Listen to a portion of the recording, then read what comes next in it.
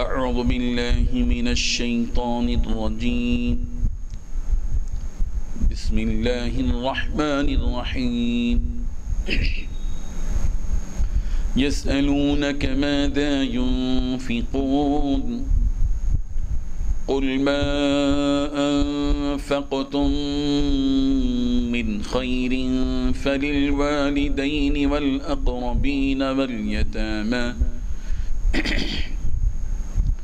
واليتامى والمساكين وابن السبيل وما تفعلوا من خير فإن الله به عليم صدق اللہ العظیم۔ حاضرین و ناظرین، یہ درس نمبر 141 ہے۔ سورہ بقرہ کی آیت نمبر 215 کی تلاوت کی گئی۔ لفظی معنی کی طرف چلتے ہیں۔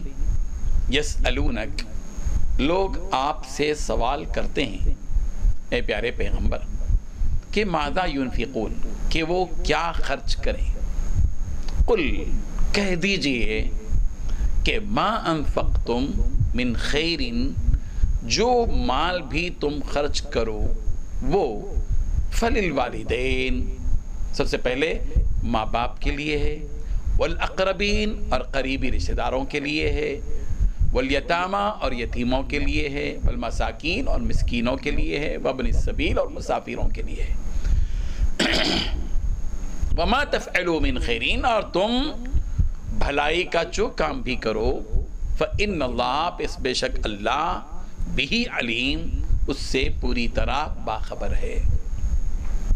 آیت کا پورا ترجمہ دیکھیے۔ لوگ آپ سے پوچھتے ہیں اے پیغمبر کہ وہ اللہ کی راہ میں کس پر خرچ کریں، یعنی اللہ کی خوشنودی کے لیے کیا خرچ کریں، کس پر خرچ کریں۔ آپ کہہ دیجئے کہ جو مال بھی تم خرچ کرو وہ والدین، قریبی رشتہ داروں، یتیموں، مسکینوں اور مسافروں کے لیے ہونا چاہیے، اور تم بھلائی کا جو کام بھی کرو اللہ اس سے پوری طرح باخبر ہے۔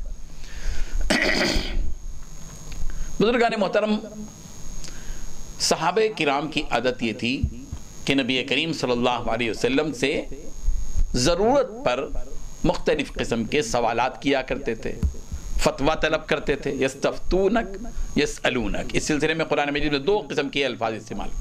لوگ آج سے فتویٰ طلب کرتے ہیں، قل یفتیکم، اللہ تمہیں فتویٰ دیتا ہے، گویا اللہ تعالیٰ مفتی ہیں، یہ لفظ استعمال کیا گیا۔ یسألونک، لوگ آپ سے سوال کرتے ہیں۔ قرآن مجید میں تقریباً 17 مرتبہ اس قسم کے سوالات کیے گئے ہیں، 17 سوالات ہیں۔ یسألونک ماذا ينفقون، یسألونک عن الأہلہ، یسألونک عن المحیط، فلاں فلاں فلاں۔ اسی نے سے ایک سوال جو پہلا یہاں پر سورہ بقرہ میں آیا ہے اسی ترتیب میں کہ یسألونک ماذا ينفقون، اس کے 2-3 آیتوں کے بعد پھر ایک یسألونک ماذا ينفقون آئے گا۔ یہاں یسألونک کا جو جواب دیا ہے وہ کس پر خرچ کریں، آگے جو آ رہا ہے یسألونک ماذا ينفقون، وہاں کتنا خرچ کریں کا جواب دیا گیا ہے۔ کس پر خرچ کریں اس کا جواب اس آیت میں موجود ہے۔ اصل بات یہ ہوئی کہ اس آیت کا شان نزول یہ ہے کہ حضرت عمر بن جموح رضی اللہ عنہ نے رسول اللہ صلی اللہ علیہ وسلم سے سوال کیا کہ ما ننفق من اموالنا وأين نضعها، کہ ہم اپنے مالوں میں سے کیا خرچ کریں اور کہاں پر خرچ کریں، یہ سوال کیا۔ ابن جریر کہتے ہیں کہ عام مسلمانوں کو بھی یہی سوال تھا، چونکہ سوال کرنے میں 2 جز تھے، ایک کہ کیا خرچ کریں، کتنا خرچ کریں، اور کس پر خرچ کریں دوسرا جز تھا۔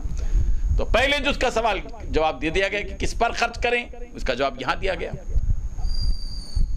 اور کتنا خرچ کریں اس کا جواب آگے آئے گا۔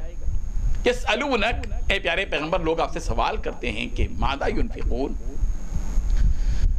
کہ وہ کس پر خرچ کریں۔ قل، کہتی رہیے، ما انفقتم من خیر، جو بھی تم بھلی چیز خرچ کرو اللہ کی راہ میں۔ اس کا مطلب یہ کہ خیر خرچ کرنا چاہیے، گھٹیا نہیں، اچھی چیز اللہ کی راہ میں خرچ کریں، جو کچھ کی بھلی چیز تم خرچ کرو اللہ کی راہ میں۔ دینا کس کو چاہیے، ترتیب کیا ہے، فللوالدین، سب سے پہلے اپنے ماں باپ پر خرچ کرو۔ والاقربین، اور رشتہ داروں پر، بھائی بہن فلاں فلاں فلاں جتنے بھی اپنے رشتہ دار ہیں، سارے رشتے ہیں، بیوی بچے فلاں فلاں فلاں. اور پھر یتیموں پر خرچ کرو، والیتامہ، اور مسکینوں پر خرچ کرو، اور مسافر جو پریشان حال ہوتے ہیں، بھٹک جاتے ہیں، بعض مرتبہ حالات کچھ آ جاتے ہیں، اپنے وطن میں تو مالدار ہیں مگر مسافر ہونے کی وجہ سے منزل تک پہنچنے کے لیے پریشان ہوتے ہیں، تو ایسوں پر خرچ کرو. لیکن ایک بات یاد رکھو کہ وَمَا تَفْعَلُوا مِنْ خَيْرٍ فَإِنَّ اللَّهَ بِهِ عَلِيمٌ. جو کچھ بھی تم خرچ کر رہے ہو تمہاری نیت سے اللہ واقف ہے، تمہارے خرچ کرنے کی مقدار سے اللہ تبارک و تعالیٰ واقف ہے.